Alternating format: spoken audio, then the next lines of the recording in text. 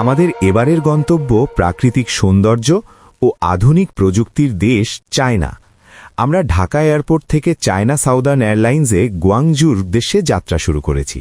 কিছুক্ষণের মধ্যেই আমাদের বিমান গুয়াংজুতে ল্যান্ড করবে। ইমিগ্রেশন সম্পন্ন করে আমি পরবর্তী গন্তব্যের পথে রওনা হব। এখন যাচ্ছি রেলওয়ে স্টেশনে, যেখান থেকে বুলেট ট্রেনে সেনজেনের উদ্দেশ্যে যাত্রা শুরু করব।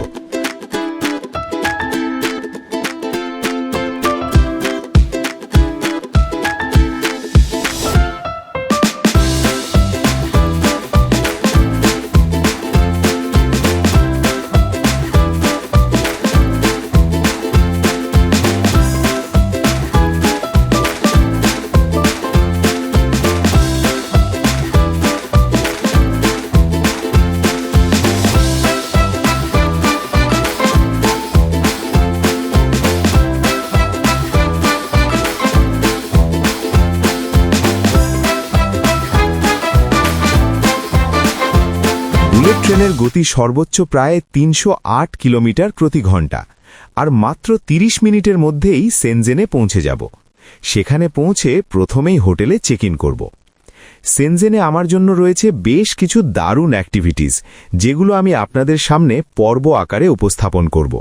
এসব পর্ব আপনারা পরবর্তীতে আমার চ্যানেলে দেখতে পারবেন। আমি সেনজেনে ২ দিন অবস্থান করব। এরপর আবার গুয়াংজুর উদ্দেশ্যে রওনা দেব।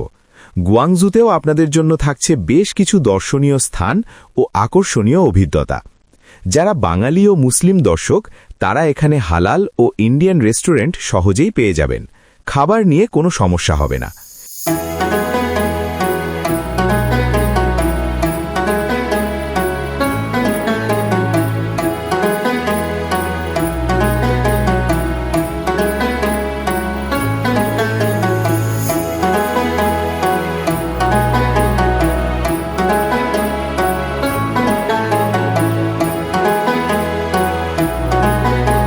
এখন আমি গুয়াংজুতে পৌঁছে গেছি।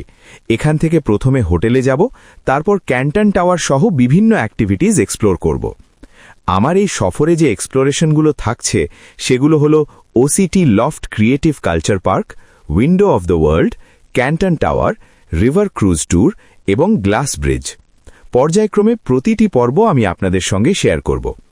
এই দারুণ জার্নিতে আমাদের সাথে থাকতে চ্যানেলটি সাবস্ক্রাইব করুন।